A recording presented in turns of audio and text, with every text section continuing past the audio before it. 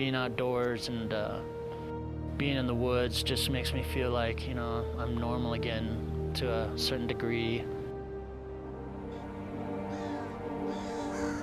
I'm not a hospital patient, I'm not a Fort Hood victim.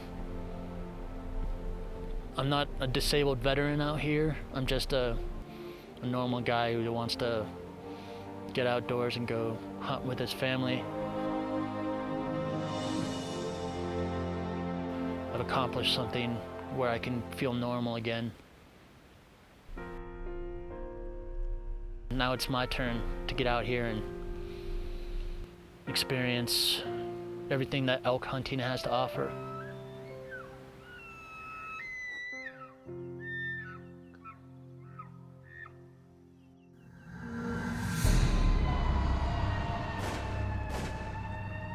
A deadly mass shooting at a soldier readiness center on Fort Hood.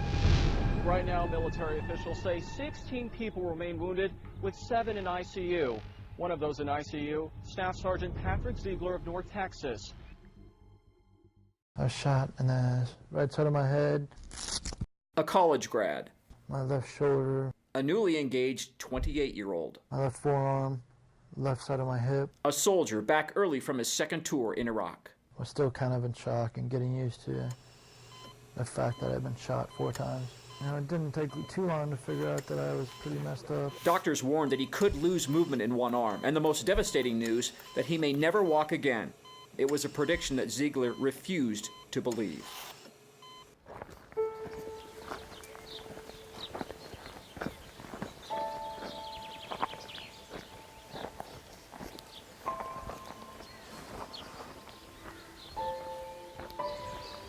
I was looking straight at him when he pointed the gun in my direction. I saw a red laser pointing in my direction, and I was hit in the side of the head.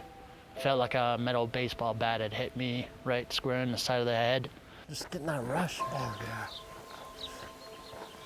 yeah. I started crawling and hauling butt, trying to get out of that situation. I had thought it was some kind of training scenario, but in reality, we were all about to be victims of a mass shooting. I don't remember when he came up and shot me the 3 other times.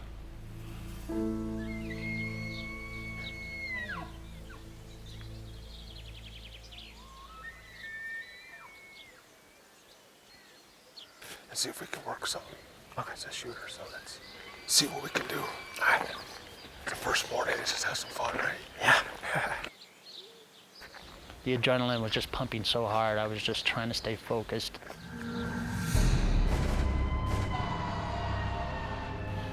I was trying to actually tell them what the shooter had looked like so that they could catch him, because at that point, nobody knew where he was. I never even heard him bugle. I've never seen one in the wild, and now I'm about to shoot one at 500 yards. Come on. Okay, Patrick, come on over here. All right. At the timberline? Yeah. He's standing looking right at you. Try and get on them right there. Okay. He's clear, too.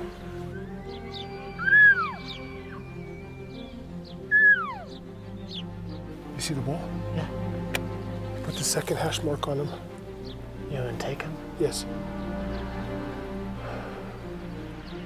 I gotta breathe, man.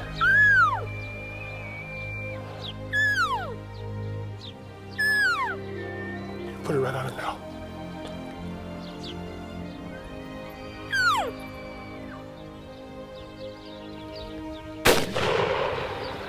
I missed.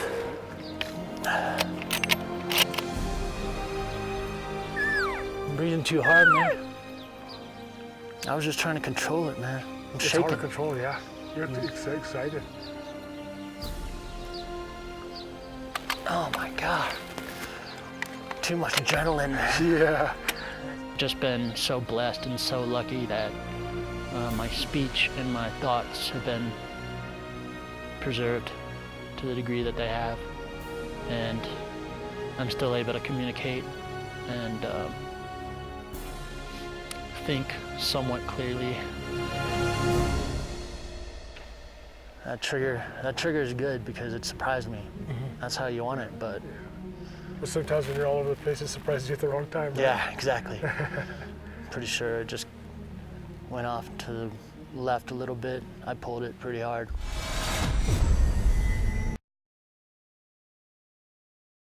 Coming out of the first surgeries and the trauma with Patrick, he had told the Fort Hood chaplain that one of his dreams was to hunt elk. So we reach out to our members. We want to do something for this young man. That's exactly what he did. He put out mass emails to everybody in the foundation, and automatically we started getting responses from all over the country. Really lifted up my morale, my spirits over the last few months. You know, you feel alone throughout times like this, but we've had so many people calling, emailing, sending cards, sending letters, and it's not only helped Patrick, it's helped me, it's helped his dad, it's helped the extended family. Just knowing that there are so many people out there who really mean, you know, anything if we need something to call them, so. A man who raised his hand and said, I'll go to war to defend this country. I'll go to war to defend these kids. And I'll go to war to defend our flag and our way of life. And he did that, and he did it with honor. The Elk Foundation is all in for this guy, 100%. And eventually it became a kind of the situation where they adopted me as one of their own, you know, somebody who aspired to be a hunter, but obviously needed some help to get there, and the rest is history. The first 2 years I was pretty depressed because of my situation. I couldn't believe that I was handicapped and so much different than I had been. It was really hard to accept. And God kept me around because he has something in mind.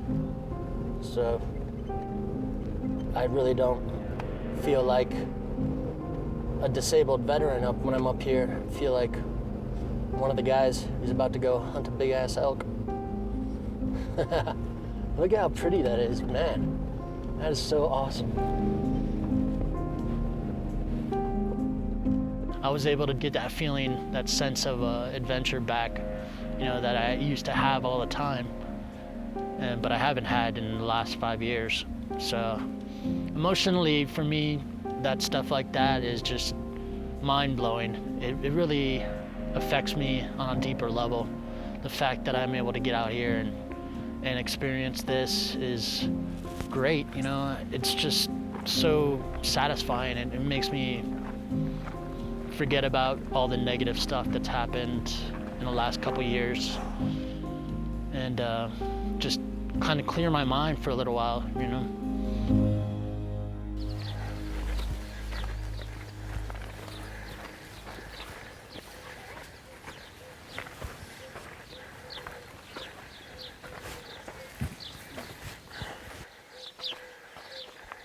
Wind was bad right here.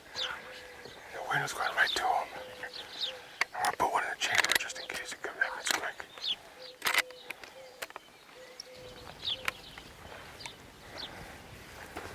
Where are you? Straight up here.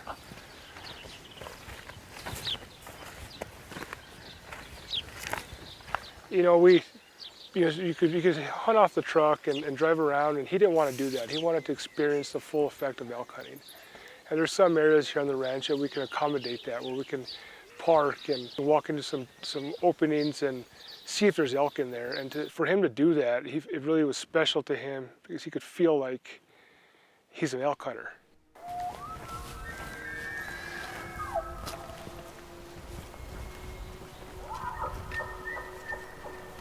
The first year was hard because I was so weak and laid up in the hospital bed that I couldn't really do too much in the way of rehab. Safety is on. Okay. Okay. Yeah, just stay on those cows there. Okay. I've been working my ass off to get to where I am today. Right on his shoulder when you see him, okay? Go ahead and get on there.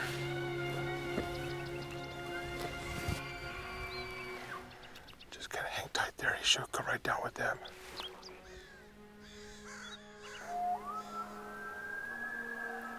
feel, buddy? I feel good. You feel good? Yeah. He's broken on his left side. I think we should hold off. Okay. Let's walk up a little more, see if we can. The big one's up here in these big trees. Yeah. I want you to get that big one, buddy. Yeah, me too.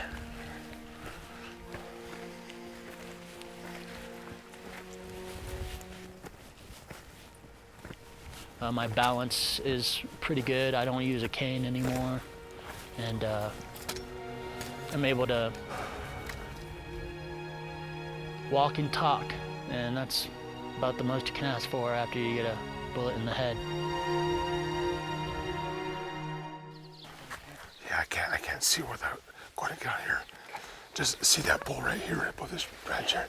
Just keep an eye on him. Let me study him a little bit more. Ready? It's unsafe. Okay. This bull down here.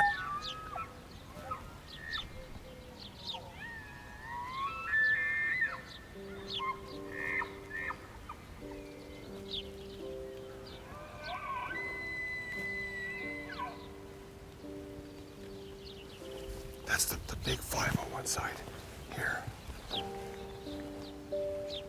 A really good bull, and we passed on him. And I felt maybe that was a wrong decision, but when he said he wanted to be a trophy elk hunter, I thought that's a perfect time to experience the fact of passing up a good bull.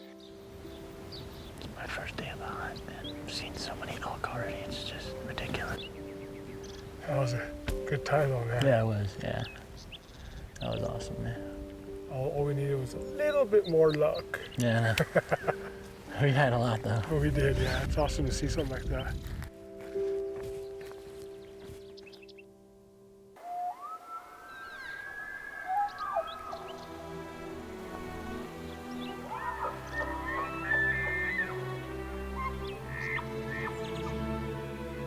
Well, it's been really important to me to kind of revisit those things about America that everybody kind of takes for granted. I think that one of those things is the great outdoors. That makes me think about why I've always loved this country, and it reminds me that I joined the Army for a good reason. I wanted to protect this type of place so that people had the right to enjoy it. America is something worth fighting for. All those friends I knew that lost their lives and were, hurt, they did it because they believed in something like this. It makes me proud to be an American. This place makes me proud to have served.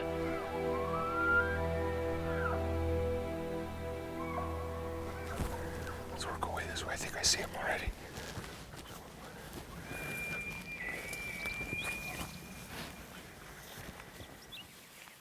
One thing that stuck in my mind, and it'll always stick with me, is he said when he's up here, even though he has limitations and he can't do as much as he did before, when he's up here, he feels like one of the guys elk hunting. And that just stuck with me.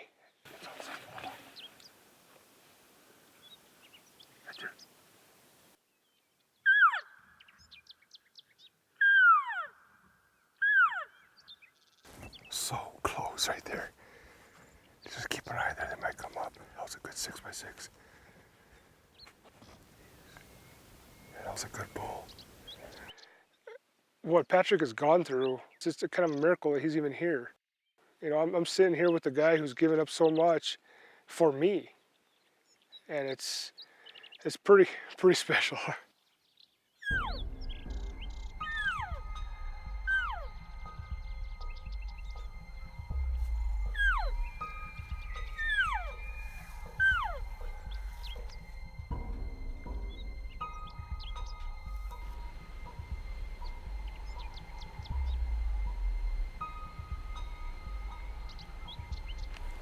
Get out of the gun, get out of the gun.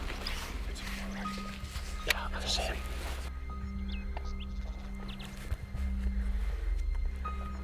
Okay, buddy, he's right there, walking right at us.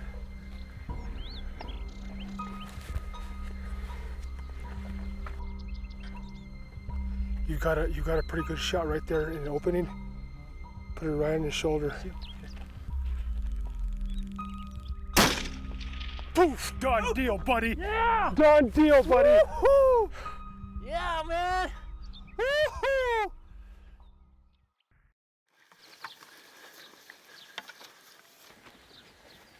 It's huge, man. He just killed you an 8x8, buddy. Holy are you serious? 8x8. Holy Here he is, 8x8. What? this is my elk? This is your elk, buddy. Oh my God.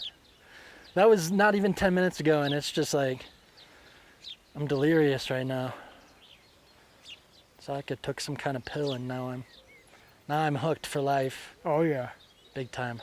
Dream come true, right? This is 5 years, more like 10 years. I've been waiting to do this. Ever since I started deer hunting, before I joined the Army. Oh man. Beautiful animal. He looked like a statue because he wasn't moving 1 inch. He was standing there on the side, on the little hill, just looking out. Hey, this is mine. You know, I'm the king of the castle. I was just so ecstatic that my family was able to join in this adventure with me. My wife and son have been through a lot. You know, I really hope that my son one day will come back to a place like this, and then I can talk to him about the first time that we came out west and went elk hunting. He's waited for this moment for a very long time, and everything he's gone through. Pretty emotional. And it's been an honor. Yes, sir, thank you. The proudest moments of my life. Thank you. Yeah, his name's Mr. Elk. What? What? I did that. My sacrifice is not as bad as people would think.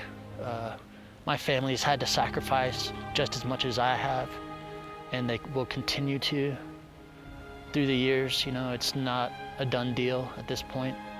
And then there's my fellow brothers in arms. A lot of guys have sacrificed more than me. They've lost limbs, they've lost eyesight, and there's plenty of them who've lost their lives defending our country and our way of life. And just want people to know that I'm the lucky one. You know, I'm able to walk and talk and do stuff like this, and I'm just so blessed to be here, and my sacrifice is nothing compared to those of others. I thought it was over, but it ain't over. Still going.